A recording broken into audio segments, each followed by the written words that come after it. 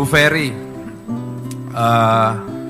ketika mulai kan Mas Anies kan rajin sekolah ya.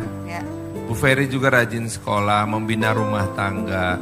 Kayaknya waktu itu saya lihat, saya ingat banget tahun 2008 itu Mas Anies udah mulai jadi tokoh nasional dengan program Indonesia Mengajar, mapan juga sebagai rektor. Harusnya saya berpikir udah kali ya gitu. Udah nih, udah keren nih, jalurnya mapan gitu.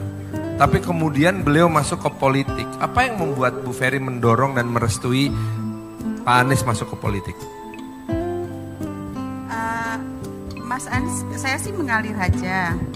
Waktu kuliah di Amerika, kita berencana pulangnya ke Jogja. Sama-sama mau jadi dosen. Ya. Di Jogja, yuk kita ngajar di Jogja.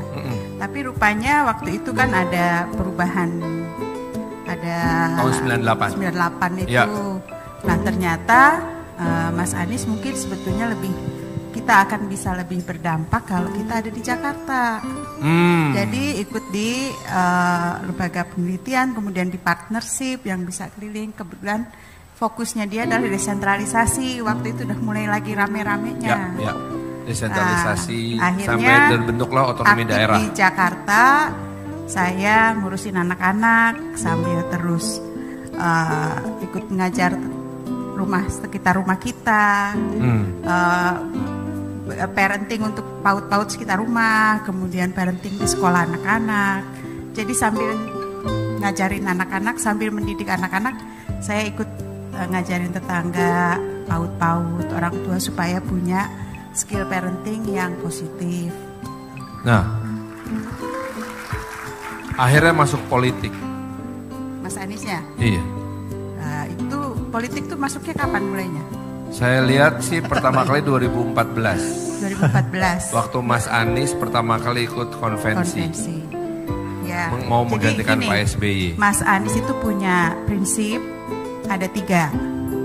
Dalam hidup itu kita sebagai keluarga, sebagai individu tuh harus punya secara ekonomi cukup, tidak harus berlebih. Ya. Yang penting cukup dulu. Cukup dulu. Secara kognitif terus berkembang. Oke, kognitif terus berkembang, jadi selalu belajar. Apa yang kita kerjakan punya dampak terhadap cara kita berpikir dan lain-lain. Kemudian secara sosial berdampak.